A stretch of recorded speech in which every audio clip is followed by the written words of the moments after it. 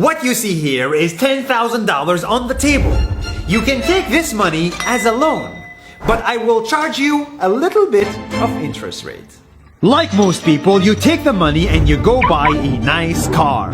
But in 10 years, it's time to pay me back.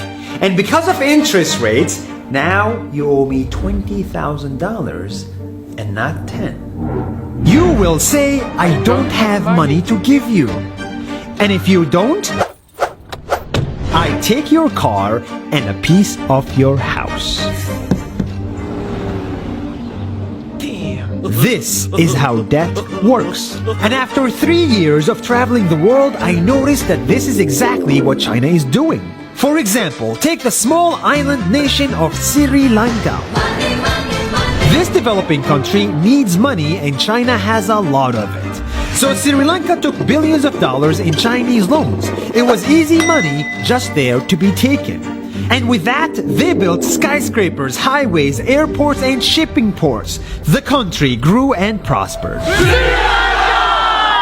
But few years later, this easy money came with interest rates, and Sri Lanka was so much in debt that it couldn't pay back China its money. And the only way out was to give China control of what they had built. In other words, Sri Lanka lost a piece of its home to China because of debt. This is the Chinese money trap. And it's a real thing I saw all over the world. In Papua New Guinea, I saw $2 billion in loans given by the Chinese to build skyscrapers, infrastructures, and ports.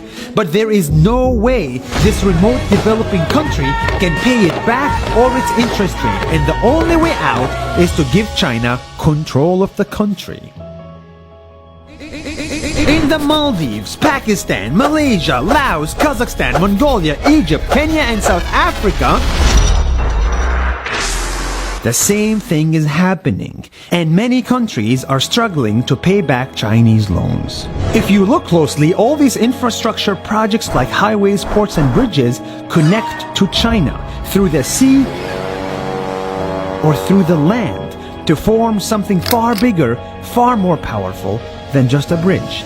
A new Silk Road. The world is already made by China, and I think slowly it will be owned by China. Don't get me wrong, building bridges, ports, highways, and airports is a great thing for the people in the country, but they come at a very high cost.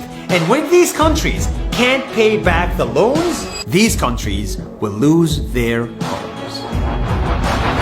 One thing my parents had taught me is that there's no such thing as a free lunch or a free ride. So if we're not careful with our money or other people's money, then we better start learning Chinese. 小九千